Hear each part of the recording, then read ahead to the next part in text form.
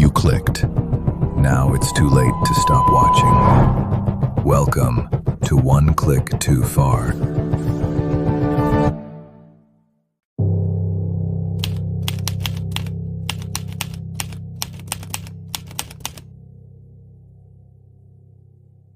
What you're about to hear happened in a farmhouse so horrific that it changed how we understand evil itself.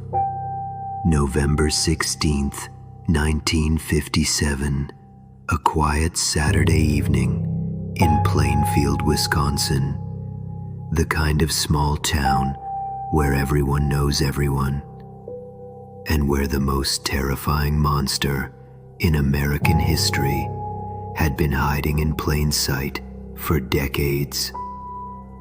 When police finally stepped inside Ed Gein's farmhouse, seasoned officers vomited on the spot. What they found wasn't just evidence of murder. It was a house of horrors that would inspire Psycho, Texas Chainsaw Massacre, and The Silence of the Lambs. But here's what's truly terrifying. Ed Gein wasn't born a monster. He was made into one, and the person who made him, someone who claimed to love him most. August 27th, 1906. Edward Theodore Gein enters the world in La Crosse County, Wisconsin. His father, George, is a weak alcoholic who disappears for days at a time. His mother, Augusta, is a religious fanatic who despises men and believes the outside world is filled with sin and temptation. She moves the family to an isolated 160-acre farm outside Plainfield, cutting young Ed off from civilization.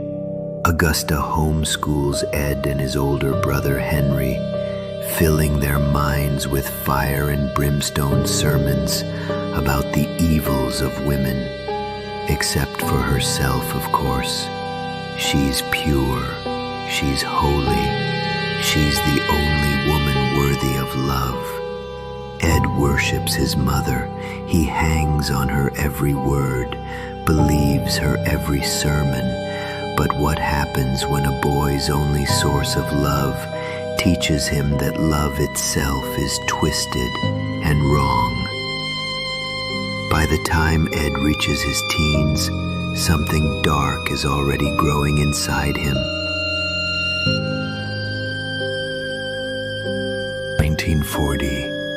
Ed is 34 years old and has never left the farm, never had a girlfriend, never experienced normal human connection. Then his father, George, dies of heart failure. 2 years later, something strange happens. Ed's brother, Henry, starts questioning their mother's teachings. He tells Ed that Augusta's influence is unhealthy, dangerous even. On May 16, 1944, the brothers are fighting a brush fire on their property when Henry mysteriously dies. The official cause: asphyxiation from smoke inhalation. But here's what doesn't add up. Henry's body shows signs of blunt force trauma to the head. The coroner rules it an accident anyway. Ed inherits the farm. Now it's just him and Augusta, exactly how she always wanted it. But Augusta's health is failing. Ed cares for her obsessively, desperately. She's his entire world. Then, on December 29, 1945, Augusta suffers a stroke and dies. Ed Gein is finally alone, and that's when the true horror begins. Ed seals off Augusta's room like a shrine. Nothing can be touched, nothing can be moved. But the rest of the house, that becomes something else entirely. Ed starts visiting the local cemetery at night.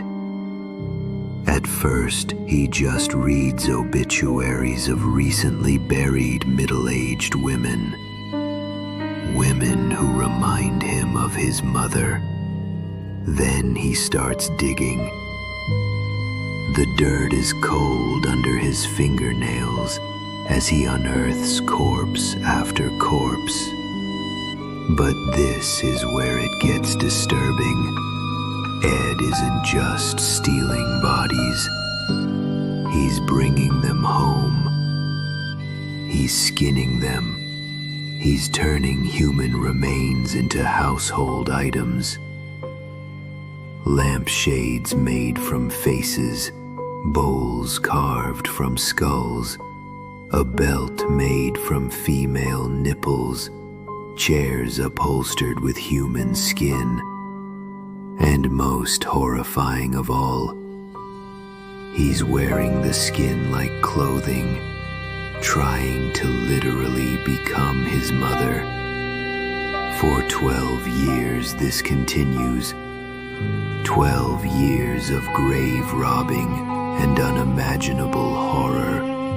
But wait, it gets worse. Because Ed Gein isn't satisfied with corpses anymore. He wants fresh victims. November 16, 1957. Bernice Warden runs a hardware store in Plainfield.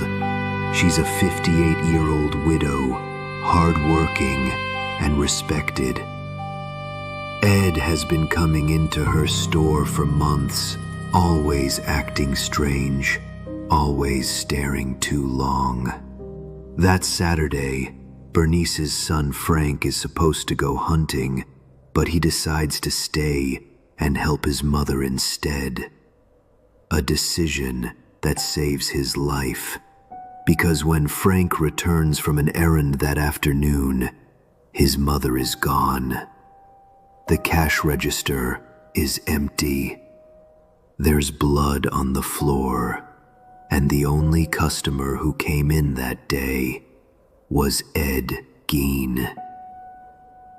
Police arrive at Ed's farmhouse as darkness falls. The temperature is dropping. Their breath forms clouds in the freezing air as they approach the weathered, gray building. Sheriff Art Schley pushes open the door to the woodshed and shines his flashlight inside. What he sees makes him stumble backward in horror.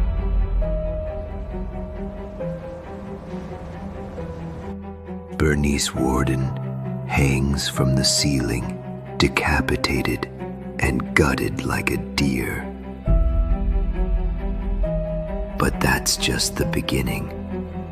Inside the farmhouse, police find a collection of horrors that defies human comprehension.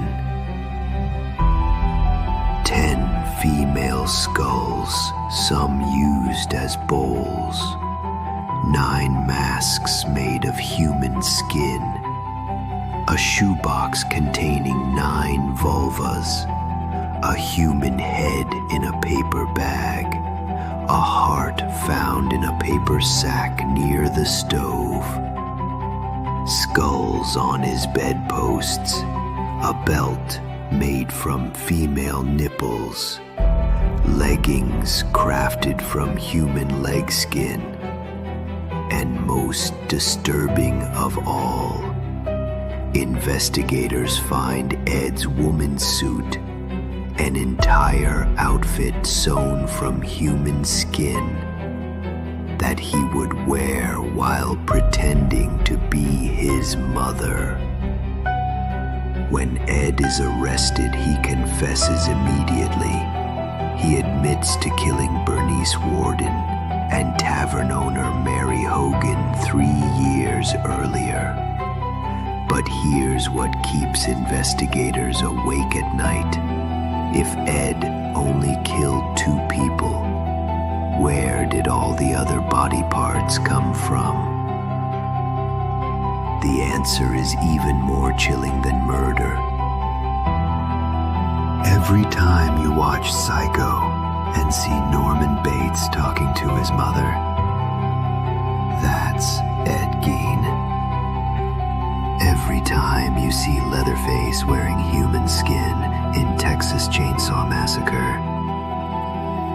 that's Ed Gein. Every time Buffalo Bill makes his skin suit in Silence of the Lambs, that's Ed Gein. One man's twisted relationship with his mother became the template for horror that still terrifies us decades later. But here's the most disturbing thought of all. Ed Gein lived among his neighbors for years. They saw him at the hardware store. They waved to him on the street.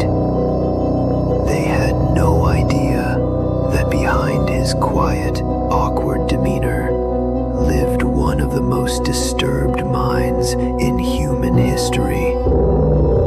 Which makes you wonder, who else is hiding in plain sight? And what horrors are lurking behind the doors of houses that look perfectly normal? Just like Ed Gein's did. Because sometimes, all it takes is one click too far